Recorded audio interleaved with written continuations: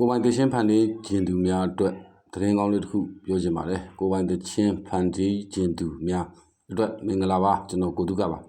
အဲ့တော့ကိုပိုင်တချင်းတစ်ပုဒ်ကိုစိတ်ထဲမှာရှိတဲ့အရာတစ်ခုခုကိုဖန်တီးကျင်တယ်ဆိုရင်အခုပိုင်ပါဖုန်းနံပါတ်ကိုဆက်သွယ်လိုက်ပါပါဇက်နဲ့ပဲဆိုပြီးတော့အတန်ဖိုင်ပို့ပါပြီးရင်စာသားဒီပိုင်ပါကိုပို့ပါအဲ့ခါကျရင်ကျွန်တော်ကတချင်းကိုတီးပေးပါမယ်အဲ့မှာ music file ကို wave file နေနဲ့ပို့ပါမယ် wave file နေနဲ့ပို့လို့ရှိရင်တချင်းကိုလည်းနမူနာဆိုပြထားမယ်အဲ့ဒီ wave file လေးကိုအခုလို့ပေါ့ band ပေါ့ bass ဆို bass guitar ဆို guitar keyboard ဆို keyboard အားသာနောက် drum lead ဆို lead အဲ့လိုမျိုးကျွန်တော်ခွဲပြီးပို့ပေးပါမယ် Telegram ကိုပို့ပေးမယ် Telegram ကို wave file ပို့ပေးမယ် line တစ်ခုချင်းစီပို့ပေးမှာဆိုတော့ကအတန်သွင်းတဲ့အခါကျတော့ပို့အဆင်ပြေတယ်အဲ့တော့ဒီလိုမျိုး band တွေကို bass တွေရော guitar တွေရောဒီ keyboard တွေရောတစ်ခုစီစီခွဲပြီးတော့ wave file မျိုးစား wave file ဆိုတာအတန် file မှာအကောင်းဆုံး file ပါအဲ့ဒီအတန် file quality ကောင်းတဲ့အတန် file ကိုရရှိနိုင်ဖို့အတွက်လဲ Telegram ကိုပို့ပေးပါမယ်အဲ့တော့အတန်သွင်းဖို့အတွက်အဆင်သင့်ဖြစ်သွားမှာပါဆိုပြီးသားလဲနမူနာဆိုပြထားတယ်လဲပါမယ်အဲ့တော့တင်းရဲ့အတန်နဲ့အဲ့တချင်းကိုဆိုလိုက်ပါဆိုလိုတာက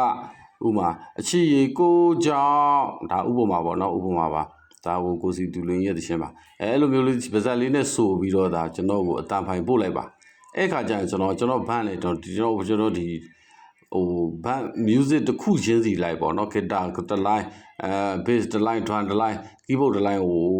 file မျိုးသားမှာ mp3 file ဆိုတာမကောင်းဘူးနေနဲ့ညံ့နဲ့ quality ညံ့နဲ့ wave file ပို့မှာအကုန်လုံးပြီးပို့မှာမဟုတ်ပါဘူးတစ် line စီပို့မှာအဲ့တော့အတန်သွင်းတဲ့ studio မှာဒါသွားအပ်ဖို့အဆင်သင့်ဖြစ်သွားပါလိမ့်မယ်အတန်သွင်းတဲ့ studio ကလည်းဒီလိုတစ် line ချင်းစီ wave file quality ကောင်းတဲ့တစ် line ချင်း guitar တစ် line keyboard တစ် line drum တစ် line အဲ့လိုမျိုး bass တစ် line အဲ့လိုတစ် line ချင်းစီသူ့စီကိုပေးမှသူကလည်းစိတ်ကြိုက်ဖန်တီးယူလို့ရပါတယ်ဒါကြောင့်အတန်တင်ရတချင်း studio မှာသွားပြီးတော့တချင်းဆိုဖို့အတွက်အဆင်သင့်ဖြစ်သွားပါလိမ့်မယ်ဒီလိုလုပ်ဖို့အတွက်ကျွန်တော်ကိုညံပူစော်ကအနေနဲ့တချင်းတစ်ပုဒ်ကို3သိန်းခွဲယူပါတယ်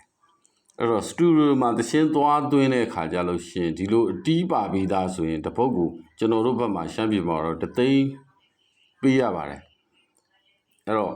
ကိုယ်ပိုင်တချင်းလေးကိုရရှိသွားပါမယ်အဲ့တော့ပါဇက်လေးဆိုပြီးတော့ဒါကျွန်တော်ကိုပေးဖို့လိုက်ပါပါဇက်နဲ့ဆိုတဲ့အခါမှာတချင်းအတန်ကိုပီသစွာဆိုပေးပါစာသားကိုရေးပို့ပေးပါကျွန်တော်ကဒီဘိုက်ပါကနေကိုပို့ထားတဲ့လူတွေအားလုံးကိုပြန်ပြီးတော့ Telegram တွေပြန်ပြီးတော့အခုလိုပို့ပေးပါမယ်အားလုံးဝါသနာရှင်များစိတ်ချမ်းသာကျမ်းမာချမ်းသာကြပါစေကိုတုကပါကျွန်တော်